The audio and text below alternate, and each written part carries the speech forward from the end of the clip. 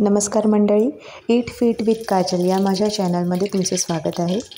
आज जेवणात काय बनवायचं हा प्रश्न सगळ्याच गृहिणींना पडलेला असतो। तर आज मी जेवणात काय बनवलं हे मी तुम्हाला सांगणार आहे। आजचा मेनू व्हेज आहे आणि माझी खात्री आहे की तुम्हाला हे कॉम्बिनेशन नक्की आवडेल आणि कधीतरी तुम्ही हे कॉम्बिनेशन नक्की ट्राय करून बघाल। चला तर मग सुरुवात करूया। फ्रीज उघडून बघितलं तर सगळ्यात पहिलं मला दही दिसलं। म्हटलं आज ताकाची कढी करूया।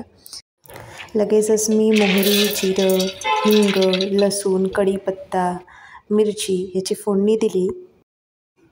दही, थोडंसं मीठ, साखर आणि अर्धा चमचा बेसन घालून मिक्सरला फिरवून घेतलं। ताक बनवलं आणि अशी ही ताकाची कढी केली। काल रात्री मी हे मूग भिजत घातलेले, आज ते छान उमळले आहेत। पण आमच्याकडे मुगाची भाजी जास्त कोणाला आवडत नाही, म्हणून म्हटलं काहीतरी वेगळं बनवूया। लगेच असं एक आयडिया डोक्यात आली आणि मिक्सर घेतला। आता हे मी मूग मिक्सरमध्ये घालून घेते। थोडेसे मूग मी ठेवणार आहे, ज्याचा मी मुगाचा चिला किंवा मुगाचा डोसा आपण ज्याला म्हणतो ते करणार आहे। त्याची ही रेसिपी मी अपलोड केली, ती नक्की ट्राय करून बघा। ब्रेकफास्टसाठीची रेसिपी आहे। आता या मुगामध्ये मी 3 हिरव्या मिरच्या, थोडंसं आलं, 7-8 लसूण पाकळ्या घालून चांगलं मिक्सरला वाटून घेतलं आहे।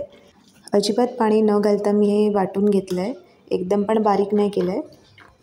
आता मी ओनियन कटरमध्ये 2 मीडियम साईजचे कांदे आणि 5 ते 6 लसूण पाकळ्या घालून बारीक चिरून घेतलं आणि लो फ्लेमवर एक कढई ठेवली। कढईमध्ये 7 ते 8 चमचे तेल घेतलं आणि थोडं तेल गरम झाल्यावर मी त्याच्यामध्ये थोडासा कढीपत्ता घालून फोडणी दिली। कढीपत्ता तडतडायला लागला आणि मग मी कांदा आणि लसूण जी बारीक चिरून ठेवलेली ती घातली आणि व्यवस्थित ते परतून घेतलं। त्या कांद्याचा गोल्डन कलर आल्यावर मी त्याच्यामध्ये जवळपास 3 चमचे लाल तिखट घातलं आणि व्यवस्थित ते परतून घेतलं, एकजीव केलं। सगळं नीट मिक्स झाल्यावर मी जे मिक्सरला मूग लावलेले ते याच्यामध्ये घातले आणि पुन्हा व्यवस्थित सगळं परतून एकजीव केलं।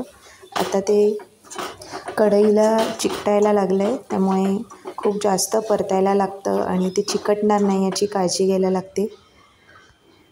आता यात मी चवीपुरतं मीठ घातलं आणि पुन्हा सगळं मिक्स केलं। खूप जास्त ढवळायला लागतं, कढईला चिकटणार नाही याची काळजी घ्यायला लागते आणि असं आपल्याला ढवळत ढवळत जायचं आहे।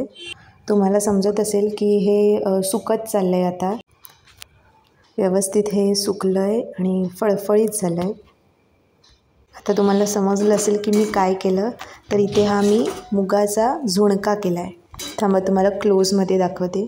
बघा कसा सुका व्यवस्थित सुटसुटीत असा हा झुणका झाला आहे, सुंदर असा दिसतो आहे आणि मुगाच्या भाजीपेक्षा नक्कीच हा झुणका खूपच रुचकर लागतो।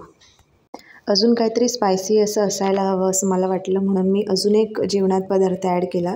त्याच्यासाठी मी जवळपास 1 वाटी खोबरं खवणून घेतलं, त्यात चवीपुरतं मीठ टाकलं आणि हळद टाकली आणि व्यवस्थित मिक्स करून घेतलं।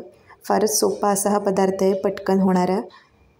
या मी भावनगरी मिरच्या आणलेल्या, त्या व्यवस्थित धुतल्या, उभ्या चिरल्या आणि जे मी खोबरं बनवून ठेवलं आहे ते मी याच्यामध्ये भरलं आणि बाजूला ठेवून दिल्या। 1 बाय 1 सगळ्या मिरच्यांमध्ये मी असं खोबरं व्यवस्थित भरून घेतलं।